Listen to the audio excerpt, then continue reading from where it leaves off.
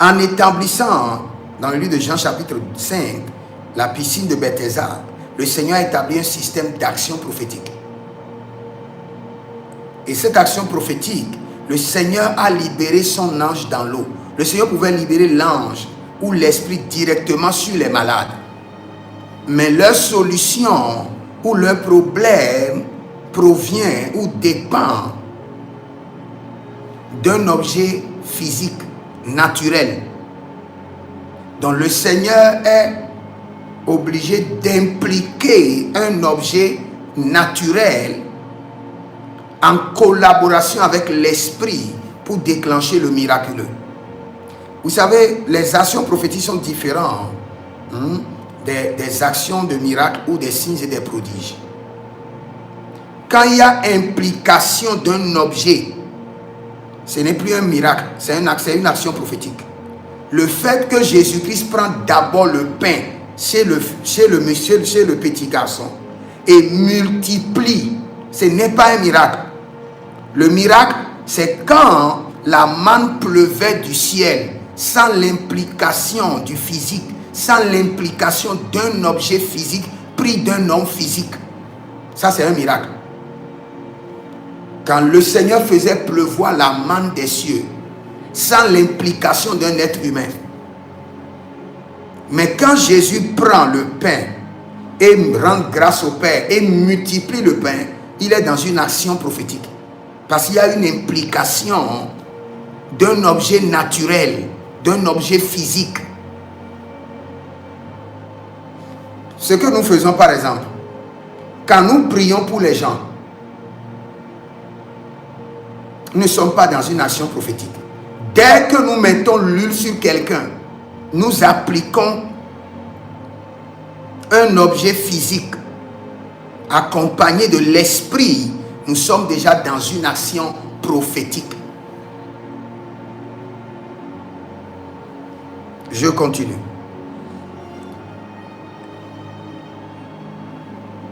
Je réponds en même temps à cette question. Est-ce que le Seigneur ne peut pas opérer sans les actions prophétiques? Bien sûr, le Seigneur peut opérer sans les actions prophétiques. Est-ce que l'Esprit ne peut pas opérer sans les actions prophétiques? Bien sûr, l'Esprit peut opérer sans les actions prophétiques.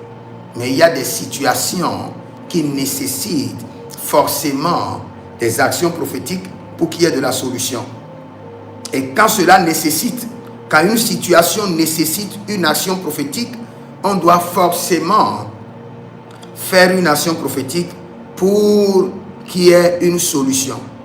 Et moi, je peux vous dire avec certitude qu'aujourd'hui, nous les enfants de Dieu, nous avons plus de problèmes. Pourquoi? Parce que nous avons ignoré les actions prophétiques. Nous diabolisons toute action prophétique. Nous croyons que toute action prophétique vient du diable. Dès qu'il y a une action prophétique, nous sommes réticents. Alors que nous sommes combattus par des actions prophétiques mystiques. Comme je donne toujours, je donne l'exemple. Vous pouvez voir un monsieur musulman ici avec sa boutique. Un mystique, un animiste à côté. Un agent mystique de l'autre côté. Un enfant de Dieu de ce côté. L'agent mystique va mettre la photo de son maître mystique dans sa boutique. L'animiste va attacher quelque chose et mettre à la porte. Et dès que quelqu'un vient, le truc travaille pour lui pour que la personne revienne. Le musulman ira faire ses talismans. Mais personne ne parle de ces trois personnes. Et ces trois personnes, ils sont sages. C'est sur la déposition de deux choses que la chose est établie. Ils sont en train d'utiliser quoi? L'esprit et la science. L'esprit invisible, mais la science visible, matérialisée par un objet qui sert à agir et à influencer le règne physique. Il faut quelque chose de physique pour influencer le règne physique. C'est pourquoi même les esprits, pour opérer, ils doivent forcément rentrer dans les hommes. Pour opérer. Parce qu'ils sont esprits, ils ne peuvent pas opérer sans la matière. Donc dans le règne spirituel, l'esprit a sa valeur. Dans le règne physique, la matière, l'objet a sa valeur. Maintenant, pour qu'un esprit opère efficacement dans le règne physique, parfois, il nécessite obligatoirement la matière, l'objet, un outil physique.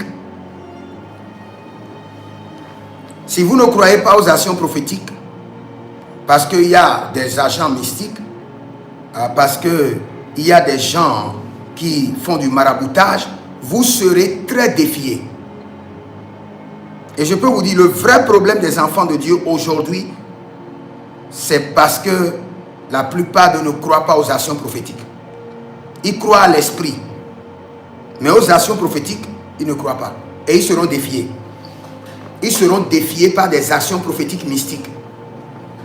Comme je le disais, l'agent mystique là-bas met quoi dans son truc mystique? Il met des trucs mystiques, il met la photo de son maître. Et par la photo de son maître, il obtient des clients.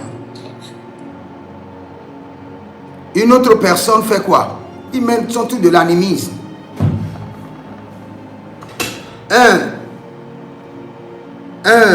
Un musulman, il met ses trucs de talisman, de sourate, écrit, lavé, transformé en liquide et versé devant sa boutique ou attaché quelque part, il met ses encens. C'est parce qu'ils ont compris le fonctionnement du règne physique. Le fonctionnement du règne physique a besoin toujours d'un conducteur spirituel. Et ce conducteur spirituel, je vais le dire, un conducteur de courant électrique. Mais je ne parle pas de courant électrique, mais un conducteur d'intensité spirituelle.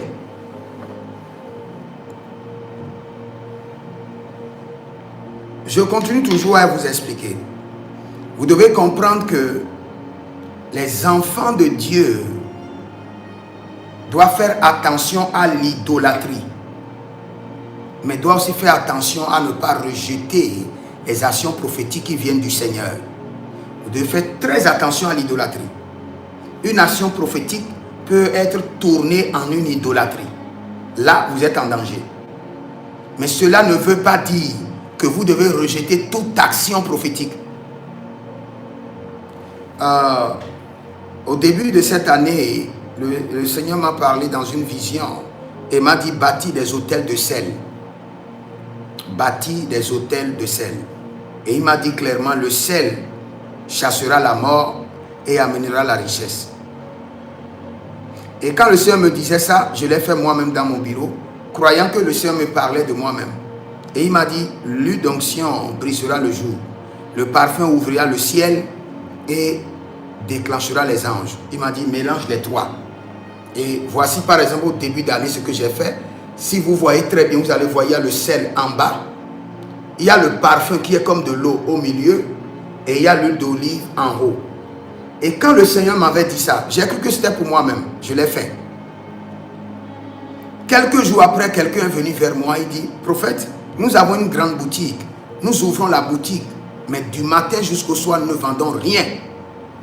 Le Seigneur m'a dit: c'est pour cela que je t'ai dit, établis l'autel de sel. La personne qui ne vend rien, il y a la mort, il y a des démons qui sont là-bas. Le sel chassera ces démons, chassera la mort et ramènera la richesse. L'huile de l'onction brisera le joug qui est établi, le parfum activera les anges. Oins-les et demande que leur boutique soit oint. Et dès que je les ai oints, ils ont commencé par vendre. Et le Seigneur m'a expliqué que c'est la dame à côté qui allait prendre quelque chose et qui est venue déverser devant leur boutique. Et les clients ne viennent plus. C'est pour vous dire que nous devons faire attention à l'idolâtrie, mais nous ne devons pas être fermés aux actions prophétiques. Nous devons les examiner et être sûrs que cela vienne de l'Éternel. L'esprit est la science de l'esprit. L'esprit n'est pas représenté par un objet, mais la science de l'esprit est représentée par un objet. Quand Jésus-Christ a pris la salive il a représenté l'esprit par un objet. Il a mélangé d'abord avec le sable une composition prophétique. Mais ce n'est pas fini. Il a ajouté la prière qui représente l'esprit. Donc quand il y a une action prophétique, sans la prière, sans l'invocation de l'esprit, sans l'implication du Saint-Esprit, nous pouvons avoir peur que cette action prophétique est diabolique. Aujourd'hui, on voit des hommes de Dieu qui utilisent l'eau. Et les enfants de Dieu critiquent comment un homme de Dieu doit utiliser l'eau. Quand tu dis ça, c'est fini. Tu es en train de faire d'erreurs. Tu n'as pas la science des actions prophétiques. Les actions prophétiques sont bibliques. La Bible déclare que l'eau est le témoin de Dieu sur la terre. Quelqu'un utilise le témoin de Dieu, 1 Jean 5:8. Et tu dis que pourquoi la personne utilise? Le jour où le Seigneur te donnera une instruction pour une guérison par l'eau, tu ne seras pas guéri. Parce que tu as déjà condamné le témoin de Dieu qui est l'eau. La Sainte Seine que nous prenons, est-ce que c'est le sang de Jésus que nous prenons?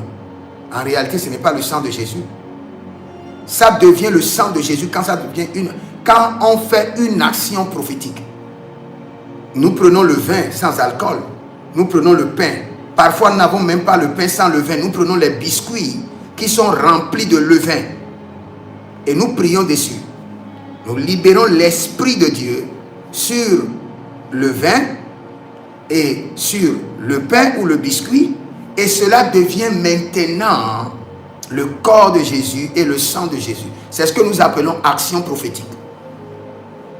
Quand un objet reçoit l'impactation de l'esprit pour accomplir un but spirituel, c'est ce que nous appelons l'action prophétique. Je répète encore, quand un objet reçoit une impactation de l'esprit pour accomplir un but prophétique, pour résoudre un problème spirituel, c'est une action prophétique. Et c'est biblique, c'est légal. N'oubliez jamais, nous avons l'esprit et la science de l'esprit. Nous avons l'esprit et la connaissance de l'esprit. La Bible déclare que les dominations et les principautés connaissent l'infini varié de sa puissance à travers l'Église. Donc, il y a une sagesse variée que le Seigneur nous a donnée pour défier le diable. Une sagesse infinie et variée de l'Église. L'Église n'a pas un seul mode d'opération, ni deux modes d'opération, ni trois modes d'opération. L'Église a des milliers de modes d'opération selon la situation. Et quand l'Église s'applique dans plusieurs modes d'opération, là, l'Église devient le réseau de Dieu. Et je peux vous dire, si aussi longtemps que vous n'allez pas comprendre et ouvrir votre cœur pour que le Seigneur puisse vous donner certaines consignes, vous ne serez jamais délivré dans certaines situations. Vous serez défié dans certaines situations. Par exemple, quelqu'un plante quelque chose dans votre maison ou dans votre bureau. Vous allez prier, c'est bon. Mais la plupart des temps, puisque l'action est spirituelle et physique, l'esprit a son rôle à jouer et le physique aussi a son rôle à jouer. Et c'est là où nous parlons de l'action prophétique. Dans la Bible, nous avons plusieurs actions prophétiques. Le fait que Dieu dit à Moïse de prendre le bâton et le bâton se transforme en serpent, c'est une action prophétique. Le fait que Élie donne le bâton à Géasi, c'est une action prophétique. L'esprit est conduit par un outil physique, un objet physique pour agir. C'est déjà une action prophétique. Et je répète, le seul problème, c'est que cet objet ne doit pas devenir un objet d'adoration. C'est lorsque vous observez et vous voyez qu'il y a un prophète qui fait des actions prophétiques et l'objet de l'action prophétique ou le conducteur de l'action prophétique devient maintenant un objet d'adoration, là, vous devez faire attention. Parce que l'action prophétique ne doit jamais porter atteinte à l'Esprit de Dieu. L'action prophétique n'est jamais au-dessus de l'Esprit de Dieu. Toute action prophétique se soumet à l'Esprit de Dieu et à la science de l'Esprit. Aucune action prophétique n'a le droit de recevoir la gloire de Dieu. Aucune action prophétique n'a le droit de prendre la place de l'Esprit de Dieu. Aucune action prophétique n'a le droit de prendre la place de la gloire de Dieu. Parce que ce n'est dans le règne de l'Esprit, ce n'est pas d'abord l'action, c'est d'abord l'Esprit. Et c'est l'Esprit qui donne les consignes pour que l'action soit établie. Beaucoup me diront que c'est juste pour préfigurer l'arrivée de Christ. Mais ce n'est pas seulement pour préfigurer l'arrivée de Christ. C'est une réalité qui subsiste jusqu'à ce jour. Dans Exode 12, 12, où le Seigneur donnait l'ordre. L'esprit de la mort doit passer. Le Seigneur connaît, l'Esprit de Dieu connaît la maison de chaque enfant d'Israël. Pourtant, il les a dit, prenez l'agneau, égorgez-le, mettez le sang sur les linteaux, à gauche, à droite au niveau de la porte et en haut. Si jamais, malgré que tu es enfant de Dieu, tu jeûnes, tu pries, et tu ne mets pas le sang sur ton linteau, l'esprit de mort rentrera chez toi. Parce qu'on a donné le consigne à l'esprit. Va dans la ville, tue les premiers-nés, hommes, animaux, tout ce qui est premier-né. Mais quand tu veux rentrer, regarde d'abord au niveau des linteaux. S'il y a la marque du sang, ne rentre pas là-bas. Ce sont les enfants de Dieu qui y habitent.